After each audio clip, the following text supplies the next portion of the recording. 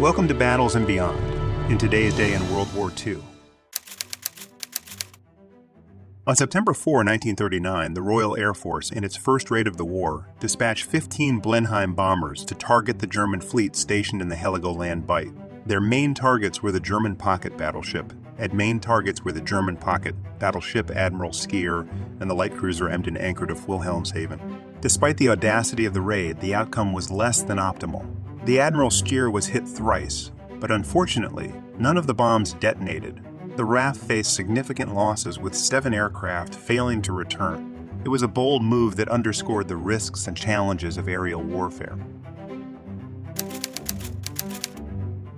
Amidst the escalating tensions and the broader canvas of World War II, the initial advance contingents of the British Expeditionary Force set foot in France on September 4, 1939. Their arrival marked the beginning of Britain's direct military assistance to its continental ally against the expanding threat of Nazi Germany. This event symbolized the resolve and commitment of the British forces to stand against German aggression and to ensure that France did not stand alone in its hour of need.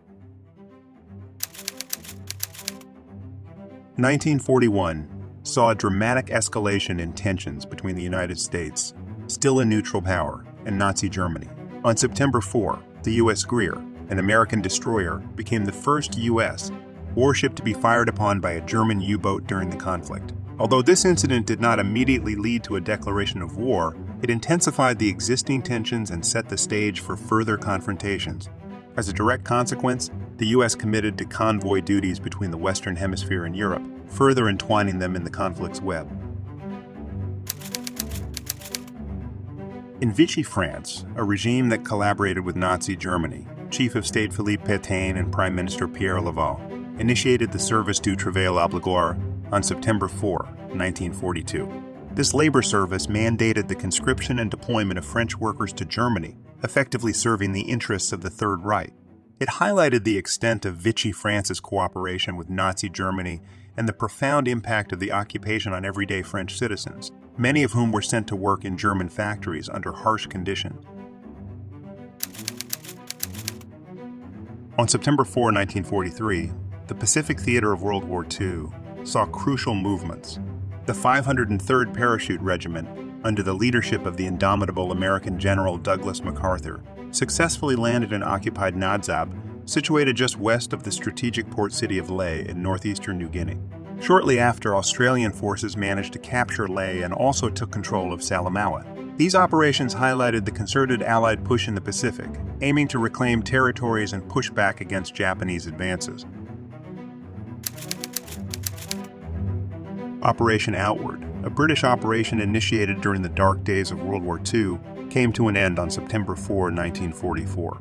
This operation involved the use of free-flying balloons to carry either a trailing steel wire to short out high-voltage power lines or incendiary devices to start fires in rural areas of Germany.